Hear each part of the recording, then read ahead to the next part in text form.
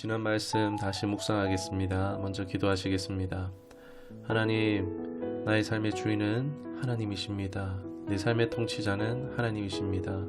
이 시간 나를 내려놓습니다. 나를 비웁니다.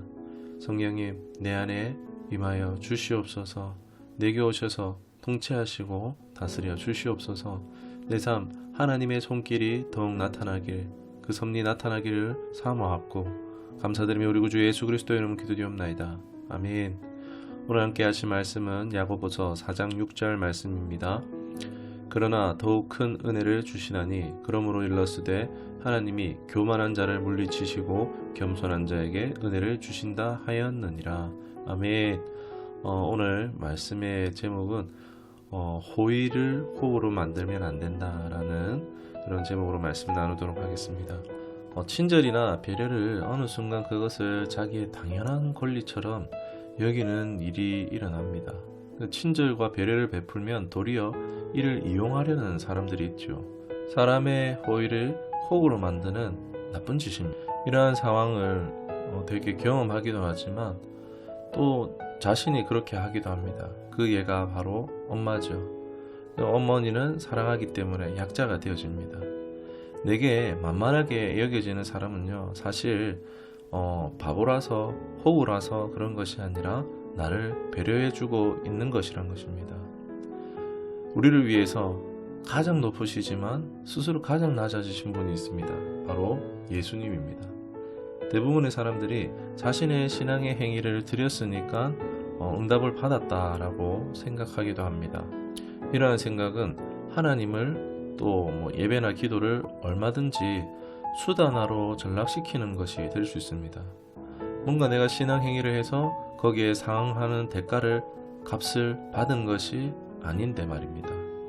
하나님은요, 오히려 우리에게 처음부터 호의를 베푸시고 주기를 원하시는 분이라는 것을 잊고 있는 것입니다. 하나님께서 우리가 기도했을 때 응답하시는 것은 하나님이 내가 살아있다 라는 것을 알게 하시고자 기도했을 때 응답해 주셨을 뿐입니다. 그리고 기도에 응답을 하시는 이유도 계속해서 기도하라고, 또 기도로 하나님과 교제하기 위해서 응답하시는 것으로 볼 수 있습니다. 하나님께서는 항상 호의를 베풀고 싶어 하시지만, 그러나 그러고 싶어도 하나님을 수단화 삼고 도구화하면 하나님께서도 응답해 주실 수 없는 것입니다. 신앙을 오해하는 것 중에 하나가 하나님을 믿지만 자판기처럼 하나님을 믿는 것입니다. 돈을 넣으면 누르면 나오는 커피 자판기처럼 내가 기도하면 응답이 나와야 되는 자판기 신앙을 하는 것입니다. 내가 뭔가 신앙의 행위를 하니까 복을 받는 것이 아닙니다. 이런 것은 잘못된 믿음이죠.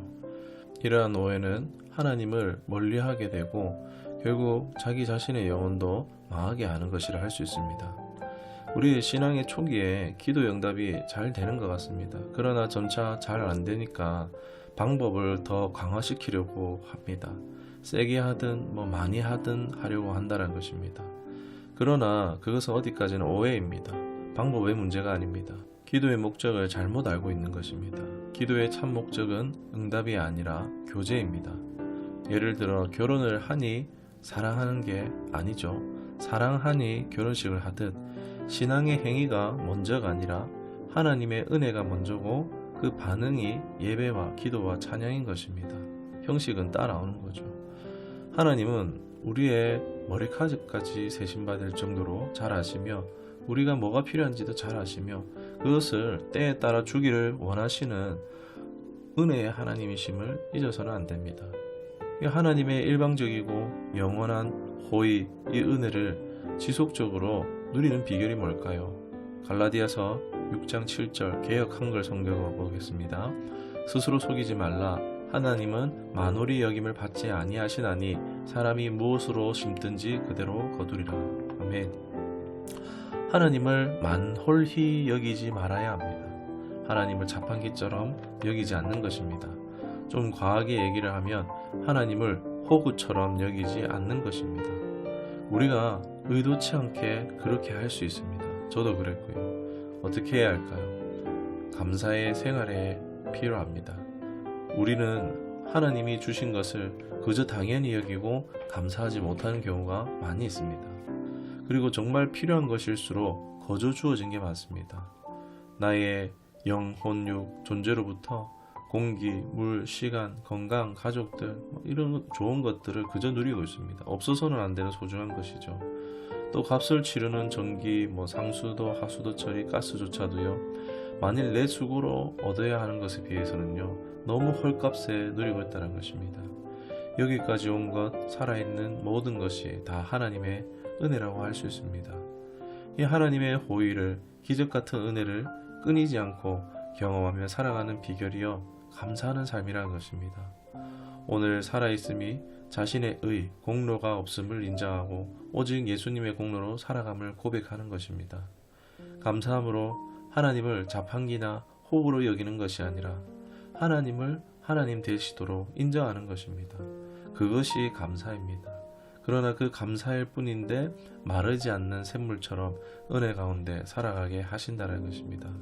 그렇다고 기도할 필요가 없는 것은 아닙니다. 기도를 통해서 채우신다고 했기 때문에 우리는 감사 뒤에 기도가 있어야 한다는 것입니다. 그 호의를 베푸시는 하나님, 계속 그 호의가 부어지도록 우리가 당연한 것을 당연히 여기지 않고 사소한 것에 감사하는 신앙이 되기를 원합니다. 그것이 하나님을 알고 또 하나님을 인정하는 것입니다. 하나님의 주권을 드러내는 것입니다. 우리가 감사하는 삶으로 제한 없는 하나님의 은혜를 매일 누리며 사시기를, 더욱 감사가 넘쳐나시기를 주님의 이름으로 축원합니다. 기도하시겠습니다. 살아계신 하나님, 은혜 감사드립니다. 하나님을 오해하고 내 마음대로 재고 내 뜻, 내 마음대로 주무르기를 좋은 하나님처럼 혹여나 여겼는지 아는지 하나님 이 시간 돌아봅니다. 그렇게 했다면 용서하여 주시옵소서. 내 안에 잘못된 하나님에 대한 오해, 우상 숭배하듯 하는 신앙 다 파쇄되고 이제 하나님을 바로 알기를 원합니다. 하나님을 내 도구처럼 여겼던, 거래 대상처럼 여겼던 것을 용서하여 주옵시고 이제 하나님이 내 삶의 주인이자 통치자이심을, 하나님이 내 삶 가운데 깊숙이 역사하심을 발견하여 하나님 앞에 늘 감사와 그 하나님의 자비와 긍휼을 기억하며 나아가는 삶이 되기를 원합니다. 나를 새롭게 하시고 날마다 감사하는 삶으로 감사가 더욱 넘치는 삶이 될 수 있도록 인도하여 주시옵소서. 예수님의 이름으로 기도드리옵나이다. 아멘.